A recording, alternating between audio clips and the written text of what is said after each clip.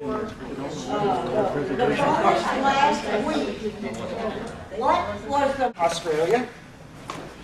To get there, come on, there. To get there, you have to travel at least 8 time zones. You go west from here to either San Francisco or Los Angeles. Make the long flight across the international date line, which is right here. And about 14 hours later, you get to land in Australia. Australia spans 3 time zones. The population of Australia is 21.9 million. Indigenous population is about 2%. Australians are 37%. English makes up 31%. Irish is 9, Scottish is 7, Italians are 4, Germans are 4, Chinese are 3, and the Greeks are 1.8. English is the national language. Between 200 and 300 languages of the indigenous people, when the Europeans first made contact, only 70 languages are now have been retained. Australians have no state religion, but 64% are listed as Christians. The second largest is Buddhism, Hinduism, and Islam. School is mandatory up to 11 years. After 11 years, you can choose to go on for the other 2 years, completing 12 years in all. Australia's education system is the 8th best in the world. It is a country in the southern hemisphere. Australia is derived from the Latin Australis, meaning southern. The first early contact, of course, was explored by James Cook. Come on, wake up.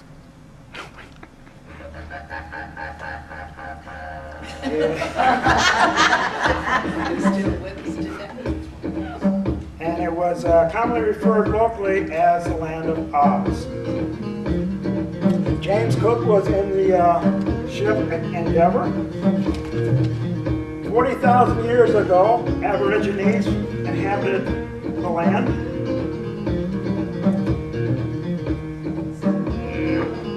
Human habitation of Australia is estimated to have begun between 42 and 48,000 years ago.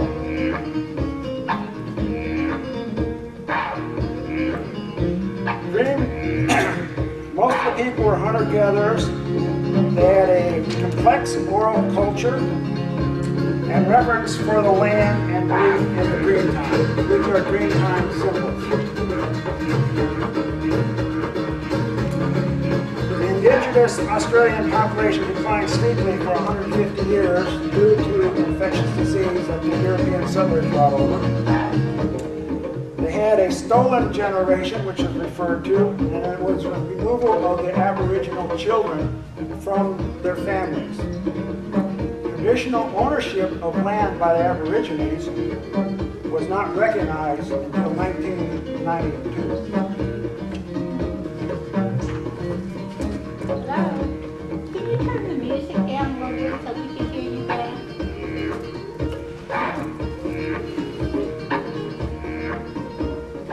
Symbols that can be found on some of the rock formations. That one shut it off. The United Kingdom formally claimed the western part of Australia in 1829. The British Crown of New South Wales began settlement at Port Jackson by Captain Phillips in 1788. And these were mainly penal colonies. So they took prisoners from England and transported them to Australia. Politics. The Commonwealth of Australia is a constitutional democracy based on federal divisions of power. The form of government used in Australia is constitutional monarchy, with a parliamentary system of government. Queen Elizabeth II is the Queen of Australia. There are three branches of government: the legislature, the executive, and the judiciary. There are two major political groups that form government. We have the Australian Labor Party, and we have the Coalition, which is made up of two parties, the Liberal and the National Party. Australia has 6 states and 2 territories: New South Wales, Queensland, South Australia, Tasmania, Victoria, Western Australia. And its territories include the Northern Territory and the Australian Capital Territory. As you can see here, Australia is quite a large country. It's almost as big as the United States. This is for Japan, Europe, and then down here is the British Isles. You can see how much smaller it is. Australia's land mass is 2,941,000 square miles, surrounded by the Indian and Pacific Oceans. The Great Barrier Reef is the world's largest coral reef and extends for over 2,000 kilometers, or 1,200 miles. Hamilton Island is part of the Great Barrier Reef. Mount Augustus is claimed to be the world's largest monolith. And then we have Ura, or Ayers Rock, is one of the attractions near Alice Springs, and is considered sacred to the Aborigines. That's Ayers Rock. Kakadu is Australia's largest national park, located in the northwest Australia. Australia is one of the flattest continents. I'm going to turn that around. And has the oldest and least fertile soils. It is one of the driest inhabited continents. It includes a diverse range of habitats from alpine heath to tropical rainforests, and is recognized as a mega-diverse country. It's about 85% of the flowering plants, 84% of the mammals, more than 45% of the birds, and 89% of the inshore temperate zone fish are endemic to Australia. I'm going to turn it around. Australian fauna include the platypus, and Acadia. Come on.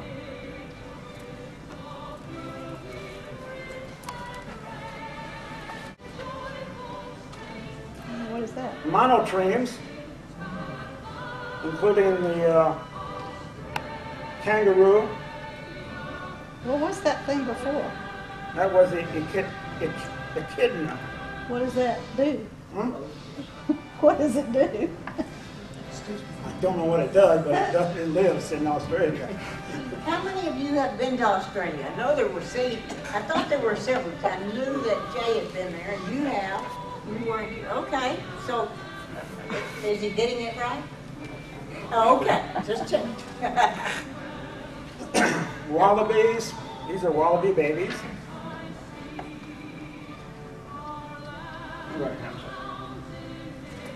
Well, maybe I'll go over here. Aha. So I can see what's going on. We got wallabies, koalas. This is a koala male and a koala female, and the wombat.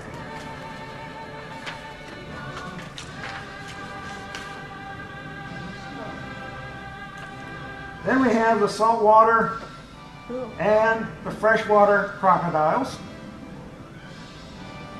Birds such as the emu and the kookaburra.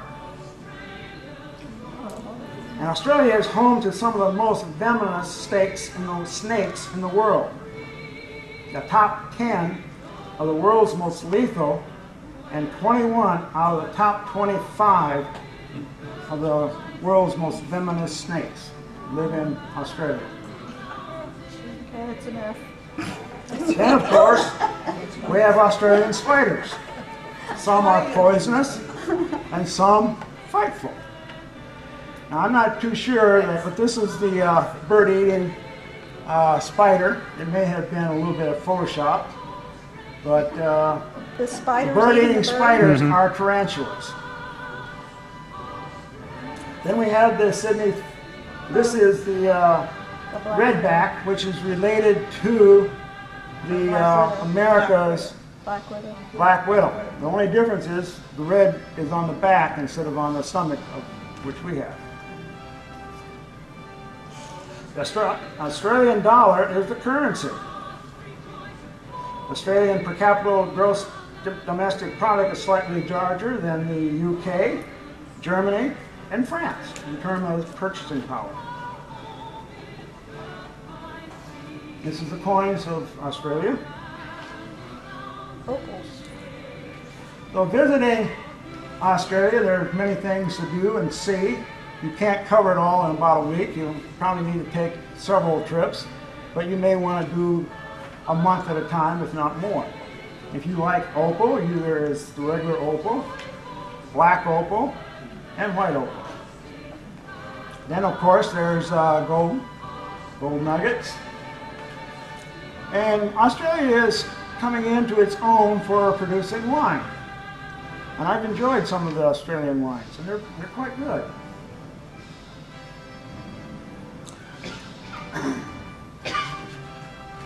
Then, in agriculture, their biggest export is in sheep. Every part of the sheep is used and exported, along with meat and the wool. This is a sheep ranch. Shearing, that was an old picture of shearing sheep. This is the modern sheep shearing. And of course, you have the water sports. So you can do a little surfing and get wet at the same time if you survive the surfboard and the wave. Or you can be a visitor to the major cities, and there's a lot to see. And this is from Sydney, the Sydney skyline, the Sydney Opera House. There it is, glory.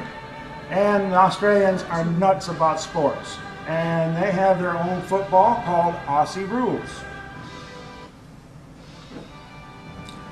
And of course, the main attraction for a lot of people who are interested in Australia is the Great Barrier Reef.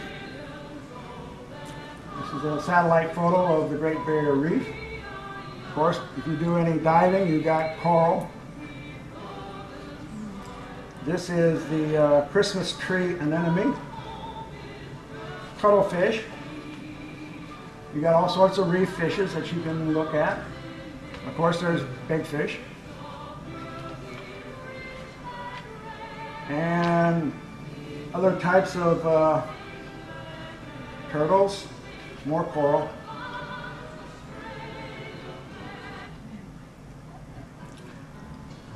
And of course, we have the island of Tasmania with the Tasmanian devil. And this is the second Australian national anthem. The one that you were listening to before was the official national anthem of Australia.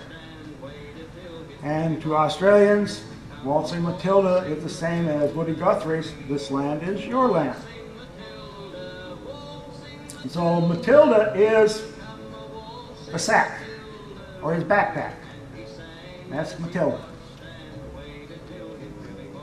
And so I'm just giving you enough time to see so you can listen to a little bit of song. And that's it for these views on Australia. One on something, on a place that I've been, since so many of you have chosen New Zealand.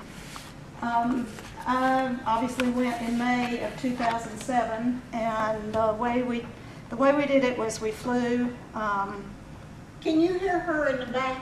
Okay, we flew out of Atlanta, and we went to, some of them went to Quito. I went to Guayaquil, because the ones that went to Quito first, they were there for 2 weeks, and I was only there for a week, so I went directly to Guayaquil because you have to go to Guayaquil to get to the Galapagos. And we flew overnight, and I flew into Guayaquil, and then early the next morning we went to the airport and flew to the Galapagos. When we arrived at the Galapagos, we had a bus that picked us up and took us to this port, and they picked us up there by boat, and then we went to individual islands. We stayed on a boat. Let's see.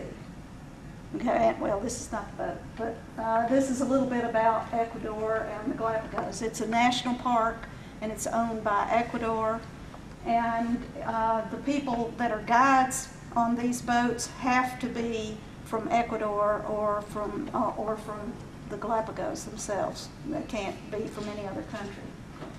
And the Galapagos do have schools and a few towns that people live in, but most of the islands are not inhabited. Our what do you call it? Our ship's captain was from the Galapagos, or he had a farm on in the Galapagos, but his children, he said that the schools in the Galapagos Islands weren't very good, so he sent his children to live with his in-laws who were from Ecuador, and the kids went there to school. And so they would fly every 6 weeks, I think, to Ecuador to visit their children who were being raised by their mother's parents. Okay. The Galapagos Islands, there are 13 major islands, and there are 6 minor islands and about 40 other small islands. And they were formed by volcanoes, sort of like Hawaii. And these volcanoes erupted 7 to 9 million years ago and formed all these little islands. And the Galapagos are located 600 miles off the coast of Ecuador, along the equator, as you can see. So you would think that it would be hot there, but it's not, because there's this current called the Humboldt Current that comes from way down south and comes up here, and then the upwelling of the water keeps everything cool, and it also brings in food for all of the animals along there.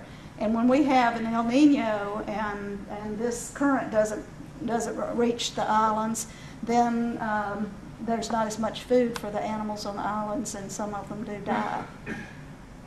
But they're not. They want everything to remain exactly the way it is, so they don't try and feed them or help them in any way. They don't give them fresh water. The animals have to find their own food, and if they're going to die, they're going to die, and they don't do anything about it. We went to probably about 10 of the islands. We stayed on a boat. We went with Eco Ventura, and these are some of the first boats that were allowed to do these tours, because they're very interested in keeping everything green and not changing anything on the islands, and they will only allow like 12 people in a tour group on the island. They might have 2 or 3 tour groups, but everybody has to be with a guide, and you have to stay right in the area that they tell you to. And you can't feed the animals, you can't give them water. You are not supposed to get within 6 feet of them. But most of them are very, very friendly and not afraid. And now the iguanas, the marine iguanas, we got closer than 6 feet because they would be right in the pathway and we'd have to step over them. But these are the boats we went on, and when there were 20 passengers and 11 crew, and out of that crew, 2 of them were the guides. This is the ship that we were on, and if you can look in the back, you'll see these like rubber rafts with a little motor on them, and that's how we got to the islands. They most of the time they would dock, they would put an anchor out, and then we would get on the boat and be taken to the islands from that. And of course, what we know of about the Galapagos is Darwin visiting there in 1835. And he came on this is a replica of the Beagle, the ship that he came on. There's supposedly a picture. Obviously, it may not be a picture, but it's a drawing of his ship. And we all know that he believed in the natural selection, and it wasn't necessarily anything against the Bible, I wouldn't think, because what it is these animals. That he says that there's natural selection in that they have to evolve in order to live in certain circumstances. So if there's a turtle there and that turtle cannot reach its food supply, then that turtle's going to die. So the shells on some of the turtles were different. Some of them had an arch where their head was, so they could reach up higher and eat things out of the bushes. Whereas some of the turtles, their shell came down close to their head, and they would have to eat things lower. And also with the finches, their bills were modified, and what they determined where they were located, what they could eat. And so they had to evolve. The ones that could eat on that island raised young and reproduced, but the ones that couldn't find enough food, they obviously couldn't feed their babies and take care of them, so those died out. So that's the origin of the natural selection that Darwin proposed. This turtle, as you can see, has a little arch on its shell, so it can obviously stand up and reach higher food supplies. And these are the different types of turtles according to their shells and what islands that they lived on. This one is more of a dome shape. This one looks like a German helmet, sort of. This one is a little bit flatter than some of the others. This, there was one area that we visited that was a turtle farm, and they would occasionally feed these turtles, and this is all different kinds of lettuce. And right when we were taking this picture, they had a little turtle fight. The one over here on the left decided that he didn't want anybody else eating that food, even though there's gobs of it, and he just started hissing and just pushing and just shoving and pushing the others out of the way. I like this one. He just looks like a real sweet face. It's kind of like E.T. Doesn't he look like E.T.? These are the different types of finches, and we saw various ones on different islands. I know we saw some of these, either the medium or the large ground finch, because I have a picture of it right here. And this is a nest for the finches, for one of the finches, and it's obviously in the arch of a cactus. The marine iguanas that I was telling you about, they are very unusual because they swim in the ocean, and they breathe underwater, and they don't have gills. They just breathe underwater, and when they come out, they snort. And I think some places they call it like a fire tree or something like that, because it has these red blooms all over it. I can't remember what this one was called. Let's see. Oh, mangrove. This is a mangrove, and it grew all along the waterfront, and it gave a lot of food for the animals, for the birds that nested around it, and also for the fish. This was some type of a morning glory or something like that. And it grew all over the lava. There was very little soil, it's mostly lava. This they call the scorpion plant because it looked like a scorpion's tail, blooms did. And here's some more morning glories. Now, this is a Galapagos mockingbird. Have you ever seen And it looks a little bit like our mockingbird. This is a yellow warbler. that's growing in a muniu plant. This is a oyster catcher. And he was very colorful, very pretty. He had a orangish looking eye and an orange bill. And sometimes he would stand on one leg. This is a waved albatross. And this is the only time that the albatrosses land. And they land to breed and to lay their eggs and raise their young. And the Galapagos is one of the areas that they do that. And this is called a waved albatross. Here's a pair of the albatross. And here's one sitting on one egg. We just happened to be there at the right time, I guess. This is booby time because they have boobies there. This one is supposedly beginning to evolve because the masked, there are three kinds of boobies on the island. There are the masked boobies that have they're mostly white with some black on them and a black mask. This is supposedly a red-footed booby, but it's kind of black and white. It's got the bluish colored bill and the red feet. And this is a pair of them that have built a nest in there, and I don't know if you can see the red feet. They get up in the trees or the bushes and they wrap their feet around it. They look like duck feet, but they wrap them around.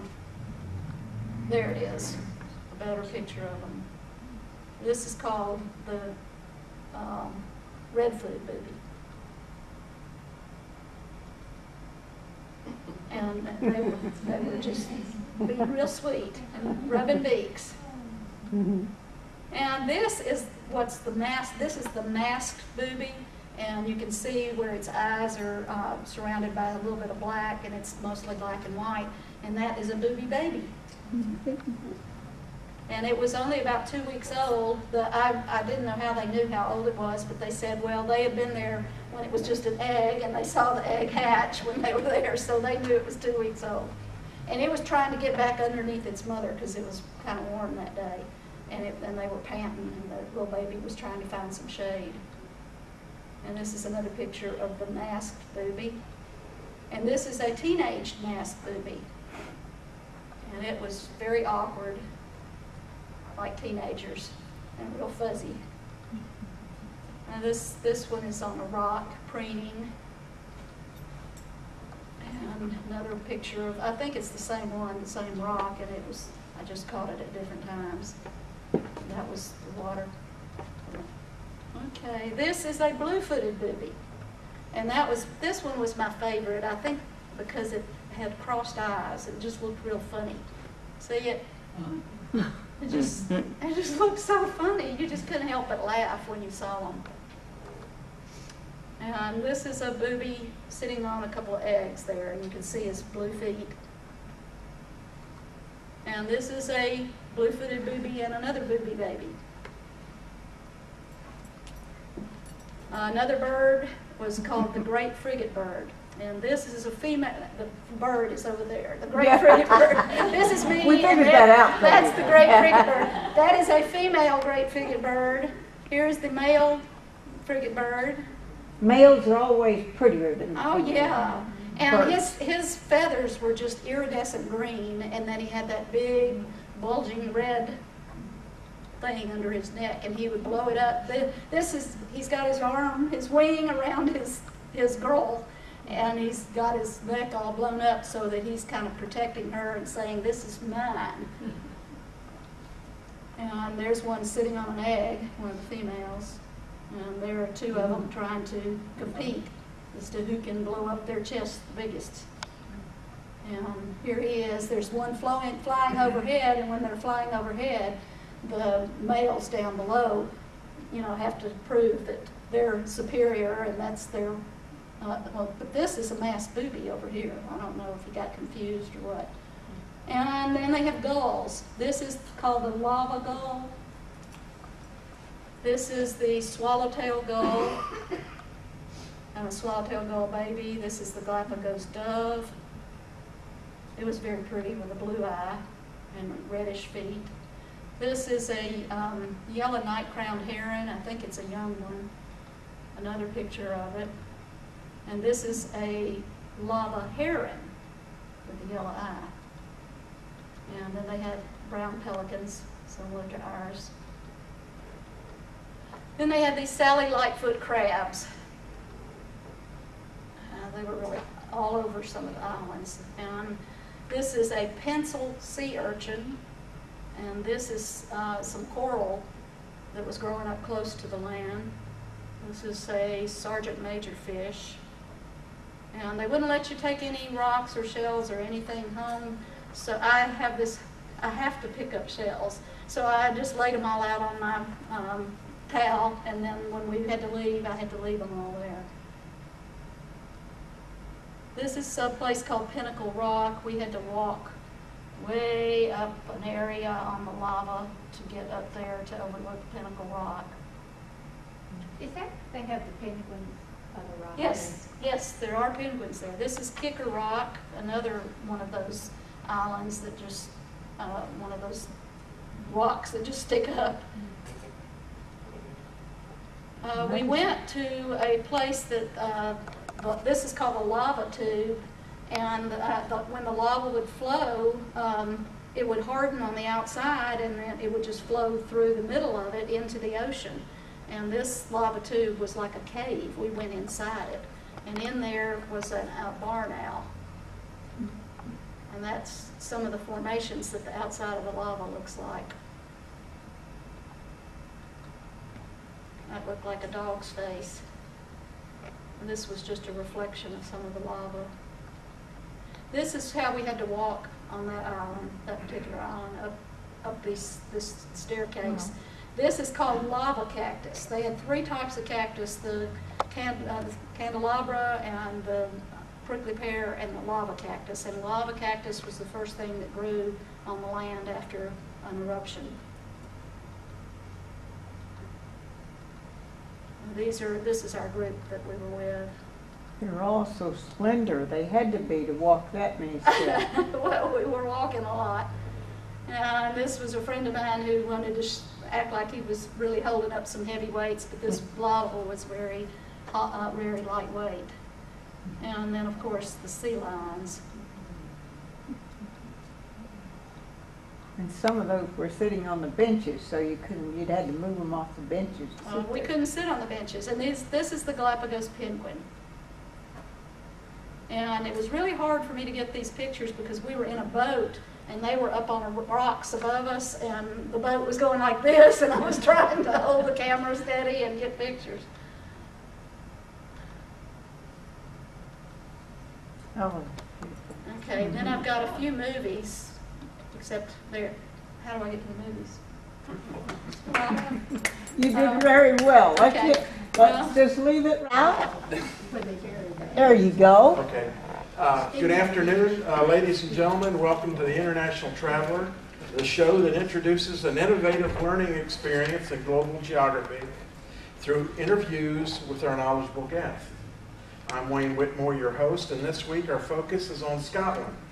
I have the pleasure of introducing to you an individual who is extensively traveled and most recently, has completed their study in Scotland. In fact, she just got off the boat, or excuse me, the plane, from Scotland. Let's have a hearty round of applause for our esteemed guest, Brenda Nider. Yay, Brenda. Brenda, when did you get back? Well, I got back last night about 10:30 after traveling 20 hours yesterday. I still can't hear out of this ear. How was the traveling experience this time with the airports and the flights and everything? Did you have many problems with it? No problems really, but it was so tiring, and with the time change and all, and my sinuses never do well on flights anyway, and 20 hours being, en route, I cannot hear. So well, let's get right into this thing now. Where's Scotland, and what was your first impression? Did you go there on pleasure or was it business? I went for pleasure. My husband went for business. So I got to see Scotland, and he got to see the inside of a conference room. But okay. I'll have to give How long were you there? Sunday to Sunday. We were there like 7 days. Okay. So I loved it though. Okay, okay. Well, talk a little bit about Scotland, your Okay. impressions. Well, Scotland is, of course, located on the island of Great Britain, and it shares a southern border with England. The North Sea borders it on the east, and that's where we were. We were at St. Andrews, and it's bordered on the west by the Atlantic Ocean. Lots of different. It's a mountainous country, but they have the sea. We went down to the little villages by the sea. How did you get around? Well, my husband drove. Okay. And so a couple of days, that was an experience. I was his navigator. I had great maps. I recommend having great maps if you go. But also, 5 of the days I took public transportation, which I love. You know, when I've been to England or anywhere, you just get on a bus and it takes longer, but you can absorb. Did you have any problems with the metric conversion? I mean, you know, kilometers and meters and things like that? No, not really. I just allowed lots of time for everything. And that was the main thing, was patience and all. What kind of food what did you think of the food?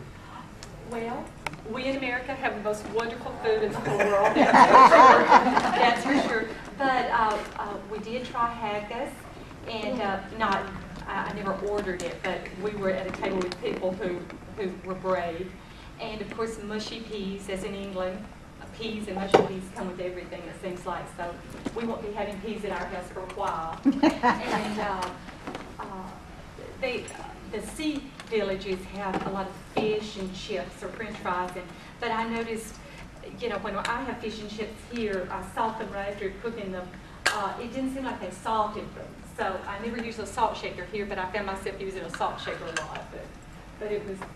Did you get to meet the people? Did you get to meet get to talk to them? What was your impression? Were they very cordial? Well, we noticed, that's one thing I noticed. I bet I walked 5 to 8 miles a day, just walking. And, you know, here in the United States, I don't know, maybe it's just me, but when I walk along, a lot of times I'll smile at somebody or wave, but people don't make eye contact. And that I found, it was noticeable to me. They weren't unfriendly, but they don't make eye contact.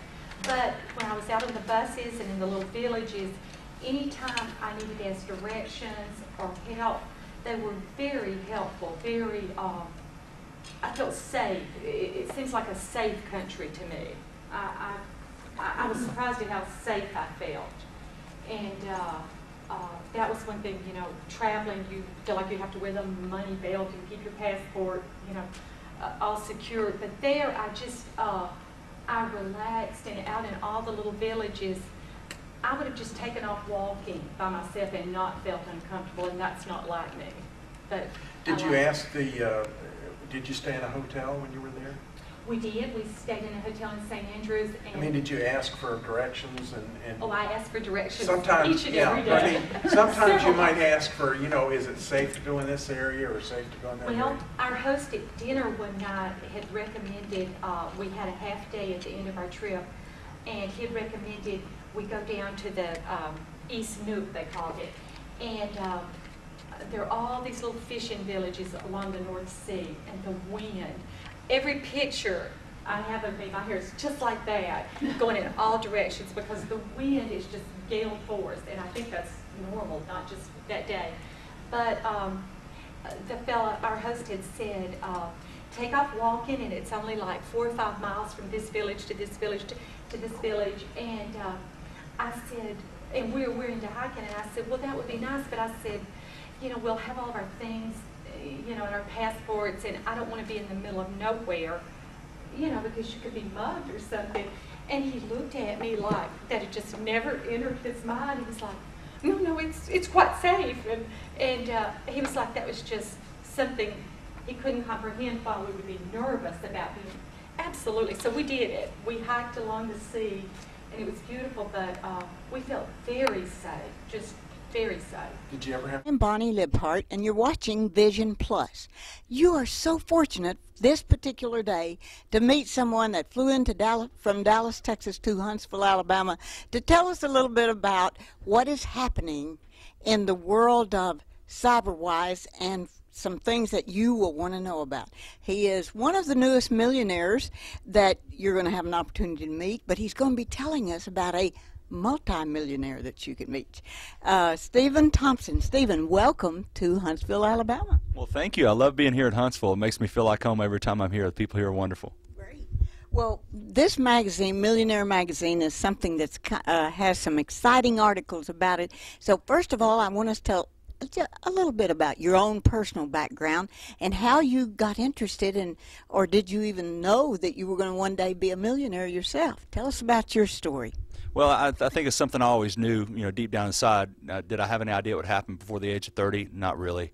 Did I have any idea what would happen with what we're having here with this vehicle called CyberWise? Not really. But we got involved in this company, Bonnie, just simply because we're like a lot of people, had tried corporate America, didn't really work out for us, and promises went unkept and so forth. Tried to start a small business like so many people do, and came to realize pretty quickly that sometimes you own a business and turns around and actually owns you. And we came across this company about 3 years ago, May of 2001, got involved, started on a part-time basis, between 7 to 10 hours a week, using the principles taught to us by Brad Hager, who's known as the Millionaire Coach, and followed those principles. We're able to match our full-time income, walk away, retire at 27 years of age from our business and my wife's job, and today here we are, so we're excited to be here. Well, you were in business and banking and also owned your own business of cleaning pools. And your wife was a school teacher. And how did she react when you said that you were going to work with CyberWise? She was a little bit less than enthused, let's put it that way. She thought that I was maybe going to be chasing kind of a wild dream and that kind of thing, and she wanted to, we were just getting started in our life and marriage and so forth. She wanted more of the security more than anything else. But what we've kind of realized, and it's actually kind of unfortunate in a lot of ways, but ever since we got involved in the company, there's been a lot of people in our family just, directly, like a lot of the people that are watching the program today, who's been impacted by layoffs and downsizings and things like that. And we've been fortunate. God's been so great to us and putting this in front of us that our income has just continue to grow and increase every month, and now we're excited because now it's not about us. We've been able to attain this level. Now it's about how many other people we can help get there. So. And you're doing that through a company called CyberWise. And tell me a little bit about CyberWise and maybe a company that's similar to. CyberWise is a company. It's a company of the future. It's an internet marketing company. Many people watching today are probably familiar with eBay. Our company is a lot like eBay in the fact that it's a company that markets on the internet and simply uses the power of someone having a computer at home or on their at work or whatever. Or maybe they don't even own a computer, but they know people that do, and people are buying online, spending hundreds and hundreds of billions of dollars, and it just allows people to, on a very part-time basis, to be able to make money off what's happening on the internet without having to really change what they do in their life. So it's. Well, now, eBay doesn't have any products per se or any manufacturing. How is this similar to eBay, and what are your products?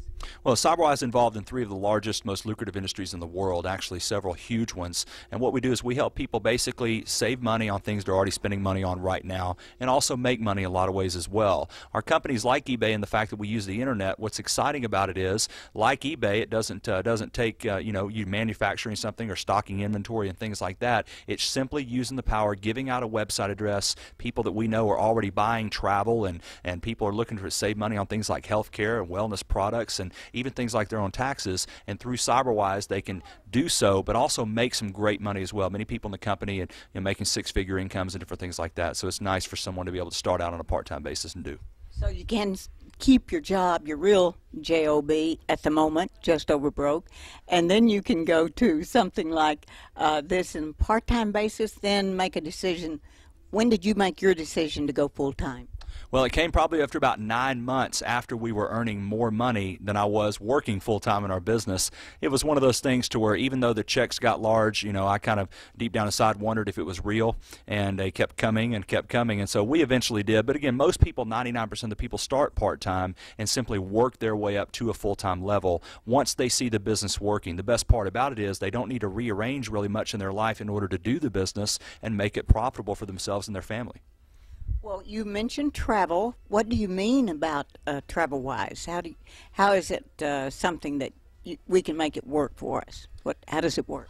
Well, Bonnie, everybody we know is usually, most people at least nowadays, are booking their travel over the internet. And the reason they are is because it's very convenient, it's very inexpensive compared to traditional means of calling an airline directly or using a travel agent and that type of thing. So by someone going to our website, which as you mentioned called TravelWise, if you refer someone to that website, they go to the site, they book a flight, you get paid actually. So not only can you make money off booking your own flights and hotel rooms and things like that, you can save a tremendous amount of money as well. But if you know other people, which we all do, that are doing that, and they can make money, possibly even save money too. So it's a good fit for all involved.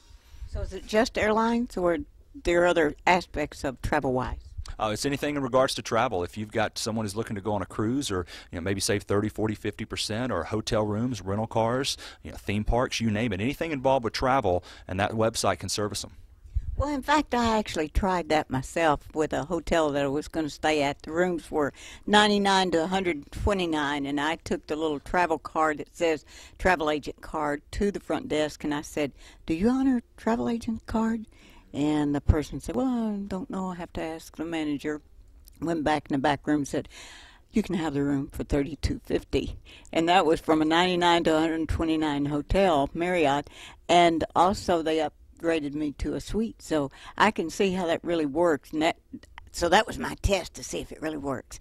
And my daughter is involved with the HealthWise. So explain some of the HealthWise programs. And we do want to remember that we have a multi-millionaire that's going to be here, and we want to make sure that you tell us about this person too, Brad Hager, that you mentioned. But let's hear more about the HealthWise program.